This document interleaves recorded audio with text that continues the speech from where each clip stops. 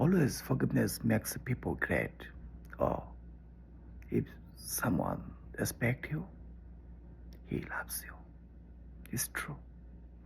যদি আপনাকে কেউ ডিসরেসপেক্ট করেন, তিনি আপনাকে পছন্দ করেন না, আপনাকে ভালোবাসেন না, আপনার পেছনে কথা বলেন, আপনাকে ছোট করার চেষ্টা করেন। আর আপনি যদি কাউকে ক্ষমা করে দিতে পারেন, ফরগিভনেস করতে পারেন, তাহলে আপনি একজন গ্রেট মানুষ হলেন, একজন সম্মানিত মানুষ হলেন। অ্যাটলিস্ট আমি এটা বলতে পারি, সে রাতেই আপনার যে একটা ঘুম হবে, একটা স্বর্গীয় যে ঘুম হবে, এর তুলনা হয় না। আপনাকে পিল খেয়ে ঘুমাতে হবে না। কেউ পিল খেয়ে ঘুমায়, কেউ বিছানা যাওয়ার সঙ্গে সঙ্গে ঘুমিয়ে যায়, কারণ প্রশান্তির একটা ব্যাপার। আর রেসপেক্ট এবং ভালোবাসা, এই দুটি ওয়ার্ড পাশাপাশি থাকে, একে বিচ্ছিন্ন করা যায় না, সুযোগ নেই। যে আপনাকে রেসপেক্ট করবে, সে আপনাকে পছন্দ করবে, আপনাকে ভালোবাসবে, আপনাকে সম্মান দিবে, আপনাকে উপরে উঠাবে। আর যে ডিসরেসপেক্ট করবে, সে আপনাকে অলওয়েজ ছোট করে রাখবে, আপনার পেছনে কথা বলবে, আপনাকে খাটো করার চেষ্টা করবে, সমালোচনা করবে। কাজে বিষয়টা একেবারে পরিষ্কার।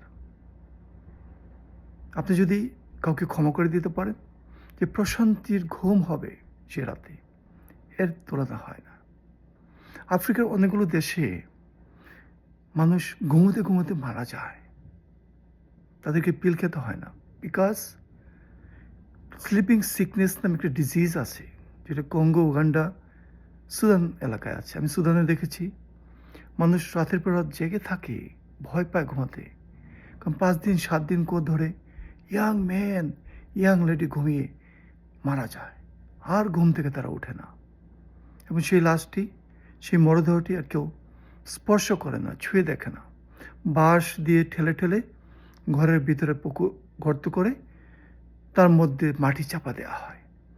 প্রিয়জনকে নিজের সামনে মাটি চাপা দেওয়ার দৃশ্য কতটা ভয়ানক, কতটা মর্মান্তিক, তাই না?